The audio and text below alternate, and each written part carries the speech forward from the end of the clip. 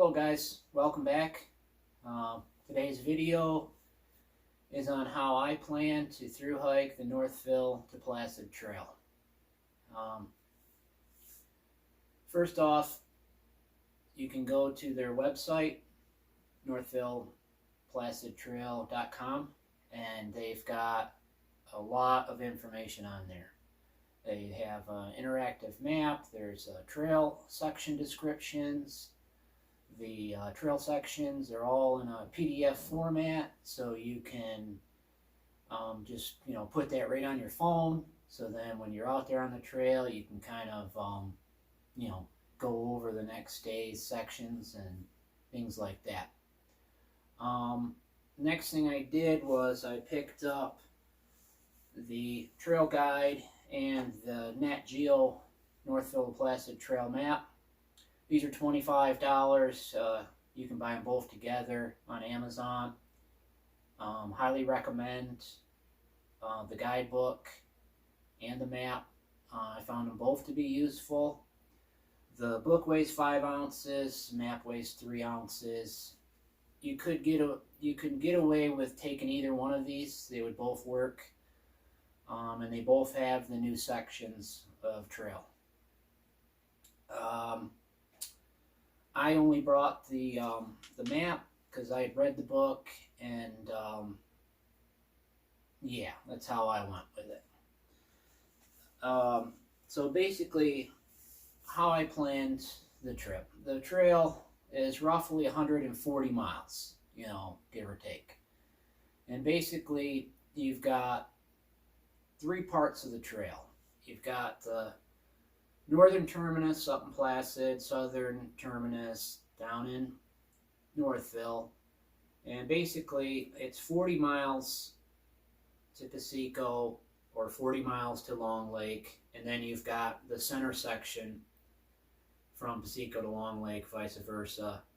So you've got like 3 sections to figure out, because obviously Piseco and Long Lake is going to be your resupply points, unless you've got some sort of alternative assistance from people, or you're going to do some sort of creative food cache somewhere or something. So you've got, basically the enigma to figure out is, okay, how long is it going to take me to get to Piseco? That's the 40 miles. And then you got 60 miles to Long Lake, and then you got another 40-mile section up to Placid. So then for me, I was comfortable doing 40 miles in 3 days. So I figured, okay, from Northville to Piseco, could do that in 3 days. And then the middle section from Piseco to Long Lake was 60 miles. And I was comfortable doing that in 4 days, or roughly 15 miles a day. And then from Long Lake to Placid, again, that's another 40 miles, so I figured, okay, 3 days is within my comfort zone. Now, how did I, before I got on the trail, how did I determine that I was comfortable doing 15 miles a day? Well, I trained. Basically, what I did was I took my pack, loaded it up with everything that I was going to bring out on the trail, including food and water, and I figured at most I was going to have 4 days of food on me, so I loaded that up and I trained with it. So probably for the month prior, and I've done a lot of day hiking all year since January, but about a month prior, I really started to get out there, probably more than a month, 6-8 weeks before. So I would go 4 days a week, 3.5 hours, and do 8 to 9.5 miles, and that was my workout. So I felt really comfortable being able to do that twice in a day. I didn't see any reason why I couldn't do that. Now, my philosophy is you hike during the day, you've got limited hours to hike, so when you get to your shelter at night or wherever it is you're going to camp, as soon as you take that pack off, you're resting, okay? Up until you go to bed, and then you sleep all night, and you wake up in the morning. Now, for me, when I wake up in the morning, I try to get up at first light. I want to be on the trail. I don't want to be making coffee or cooking food or doing any of that sort of thing. Okay, I've had plenty of rest. I don't need to rest more. And I like to use all those daylight hours to have options to rest during the day at another time when you need it, like mid-afternoon, early afternoon. So that's just how I did it. So now, initially, I planned to use food drops at the post office. So, and that was fine. But then that changed to, we ended up leaving a vehicle in Pasico so that we'd have some more options to switch out our gear if our sleep systems weren't working, or we wanted to change out clothing, and that sort of thing. So we left the vehicle in Pasico, started in Northville, did the 40 miles, got to Pasico, and basically what we did was, initially we were going to drive down to Northville and then drive a car up to Long Lake, leave the car there, drive another, and then bring the other car back to Pasico, start the trail again. But once we got to Pasico, we felt comfortable just doing the rest of the trail. So instead of dropping a car off in Long Lake, we just simply took one to Placid and then came back to Pasico and started the trail again. Now, there's a couple things, you always want to have contingencies of, well, what if I get hurt on the trail, okay, and I need help? Now, obviously, we could call family, we could, they're several hours away, but I was thinking more like, well, what if I'm not hurt so bad that I can't hike, but maybe I shouldn't be hiking? Like if I hurt my knee or something like that. So we left the vehicle in Pasico, so we'd have that option to bail if we needed to. And then, again, when we were going to leave it in Long Lake. But when we got to Pasico, I felt really comfortable, and so did my partner. And so, we just went straight to Long Lake, left the car there, and came back to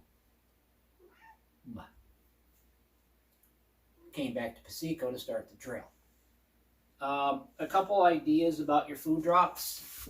You can, if you're going to do the post office, you can put extra gear in there. So like, in Pasico or Long Lake, you can put extra layers in there along with your food.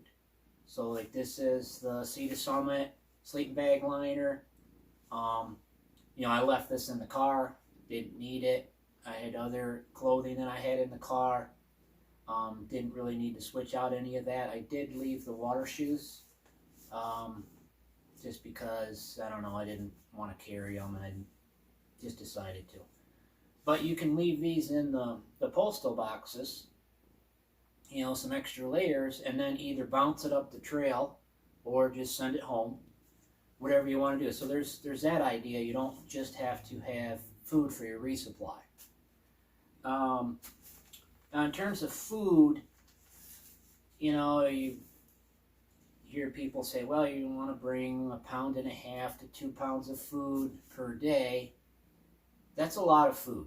1.5 pounds is a lot of food, unless you're bringing food that's not calorically dense.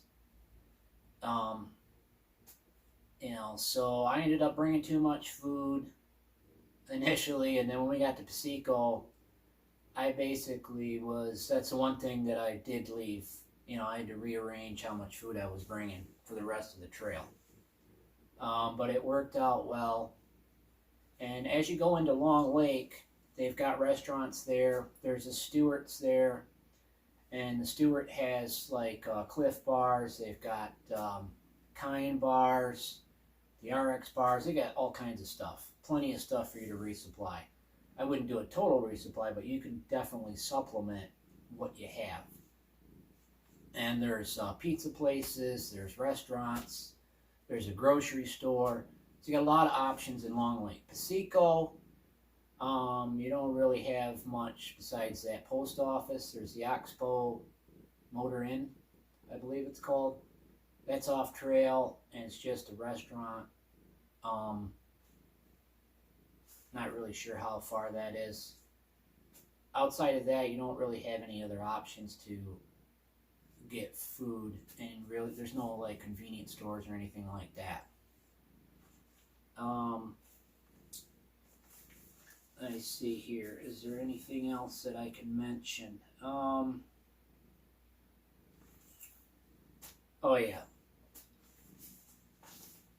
Obviously, as I mentioned before in another video, you want to know how cold it's going to be out there when you're out there. So just do a simple Google search, historical temperatures, Adirondacks, New York. You'll get all the information you need. Go back 4 or 5 years, use that data,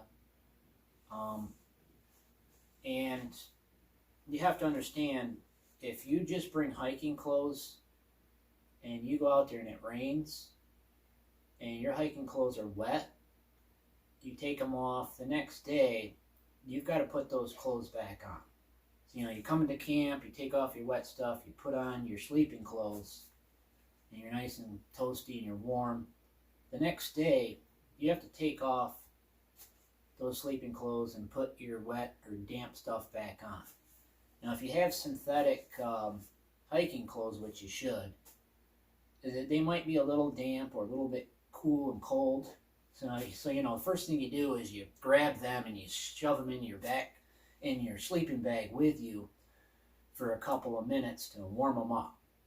And then when you get out and put them on, it's not too bad. And they're not going to be soaking wet. You just hang them up in wherever you're at if you can. And then, obviously your sleep clothes are just for sleeping. So like if it's raining outside and you come into camp, you're going to have to wait to put them on until you get in your shelter. And in terms of training, well, initially I had stuff that I didn't bring. You know what I mean? Because you pack up everything you think you're going to need, and then when you go out and you do the day hikes, you come back and you're like, wow, man, this is heavy. How can I dial this in? Or how can I get this weight down? And you'd be surprised of how much you can reduce it. Little things.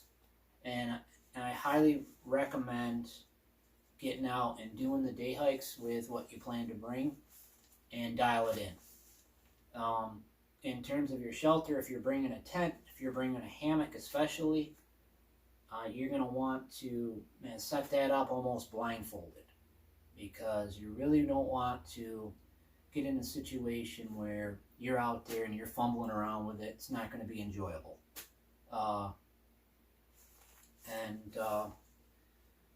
That's kind of my 2 cents on how I planned it. And I wish you guys all the best. Get out there and, it's a really super enjoyable experience. And get after it. Have fun. And thanks for watching. I hope to see you guys again. Bye.